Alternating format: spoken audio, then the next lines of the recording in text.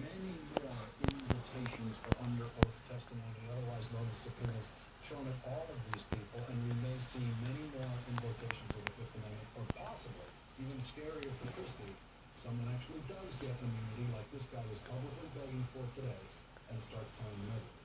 Well, that's the question. Will somebody turn and have information that perhaps points higher up? This is the classic of many prosecutors and the FBI operatives. They start with the low officials and work their way up.